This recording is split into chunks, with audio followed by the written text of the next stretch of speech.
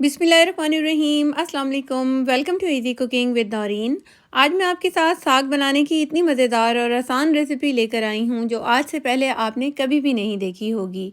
इसको बनाने के लिए ना तो आपको घंटों इसे पकाना पड़ेगा और ना ही कोई काटने की झंझट होगी।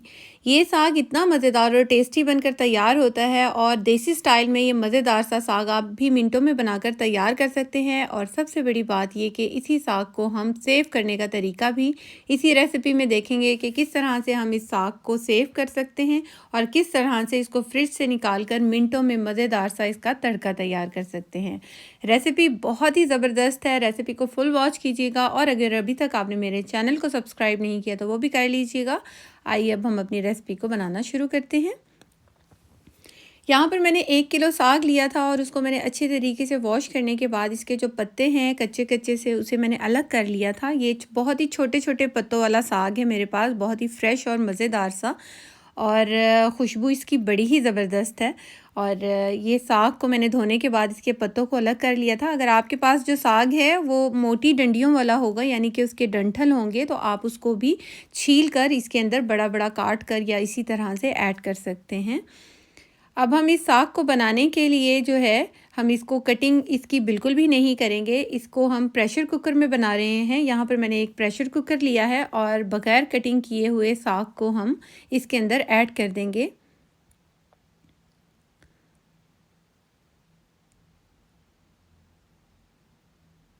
इस तरह से सारे साग को हमने इसके अंदर ऐड कर देना है।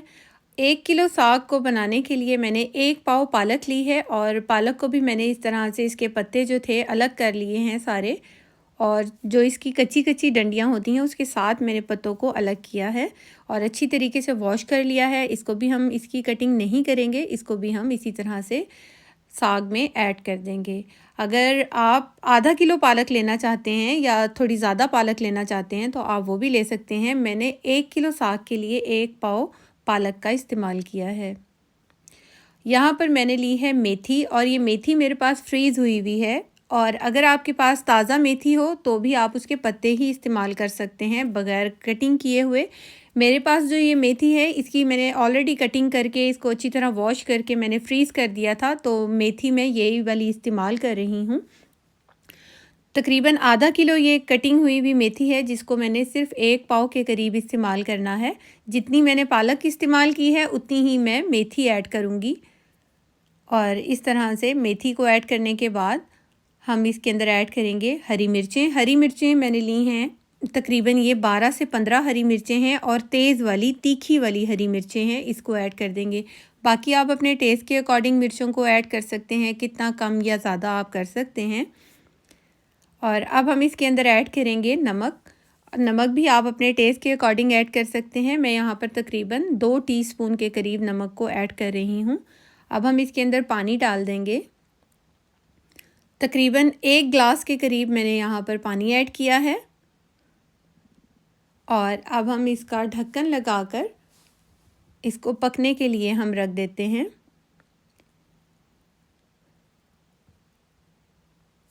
यहाँ पर इसको विसल आने के बाद तकरीबन आपने 1 घंटा जो है विसल आने के बाद आपने हाई फ्लेम पर इसको पकाना है। जैसे ही इसकी विसल बजना शुरू हो जाएगी तो तकरीबन 40 से 45 मिनट आप इसको लो फ्लेम पर पका लीजिए। 40 से 45 मिनट के बाद मैंने चूल्हा बंद कर दिया था और इसका प्रेशर रिलीज़ होने के बाद मैंने कुकर को खोला है और यहाँ पर ये देखिए ये अच्छी तरीके से साग जो है वो गल चुका है और इसके अंदर अभी पानी है। अगर आपको लगे कि आपके जो साग में ज़्यादा पानी है तो आप जो है इसको थोड़ा और पका लीजिए, लेकिन मुझे यहाँ पर पानी बिल्कुल ठीक लग रहा है इसलिए मैंने इसको और नहीं पकाया। अब यहाँ पर साग को घोटने के लिए मैं कोई घोटना नहीं इस्तेमाल कर रही, यहाँ पे हैंड ब्लेंडर का यूज़ कर रही हूँ। अगर आपके पास हैंड ब्लेंडर ना हो तो आप इसको ब्लेंडर जग में भी पीस सकते हैं। मोटा मोटा पीसना है, बहुत बारीक नहीं करना, हल्का सा दरदरा इस तरीके से हमने इसको पीसना है। यहाँ पर मैं साग को पीस चुकी हूँ। अब हम इसके अंदर कुछ मसाले ऐड करते हैं। 1 टीस्पून मैंने सुर्ख मिर्च ली थी लेकिन मैंने हाफ़ टी स्पून डाली है। मुझे याद आया कि मैंने तीखी वाली हरी मिर्चें इसके अंदर इस्तेमाल की हैं तो ज़्यादा हो जाएंगी। 1/4 टीस्पून हल्दी डाली है और नमक मुझे इसमें थोड़ा कम लगा तो मैंने नमक और डाला है तकरीबन 1 टीस्पून के करीब। मसालों को अच्छी तरह से मिक्स कर देंगे और अब हम इसके अंदर ऐड करेंगे मकई का आटा। अगर आपके पास मकई का आटा हो तो आप मकई का आटा इस्तेमाल कर लीजिए, वरना वो जो सुर्ख वाला आटा होता है घरों में जो इस्तेमाल होता है गंदम का आटा, आप वो भी डाल सकते हैं। हाफ़ कप मैंने मकई का आटा लिया है, इसको आधा मैंने अभी डाला है। अच्छी तरह से मिक्स करेंगे, फिर आधा और डाल देंगे। एकदम से सारा डालेंगे तो इसके लम्स बनने का थोड़ा सा चांस होता है।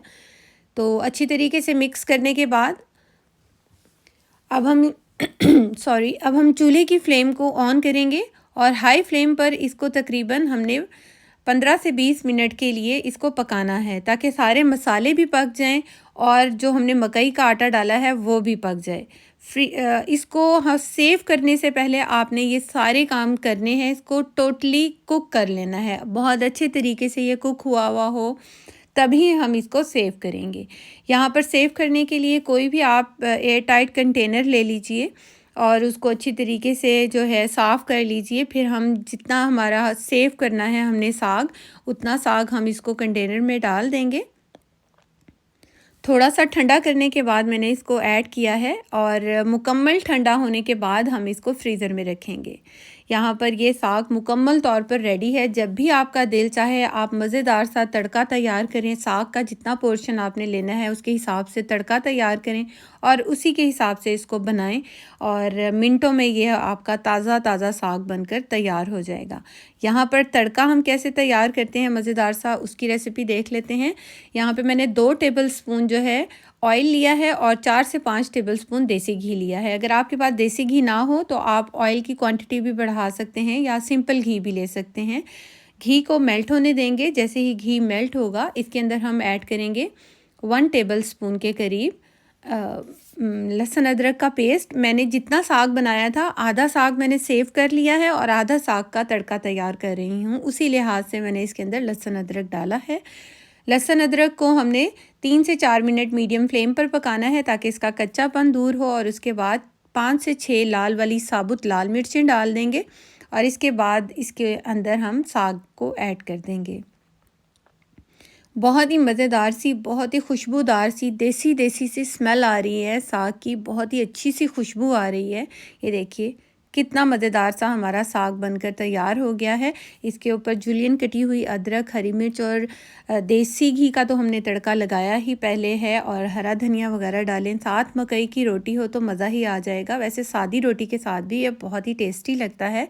ये हमारा मज़ेदार सा साग बनकर तैयार हो गया है। होपफुली आपको मेरी रेसिपी ज़रूर पसंद आई होगी। Thanks for watching. अल्लाह हाफिज़।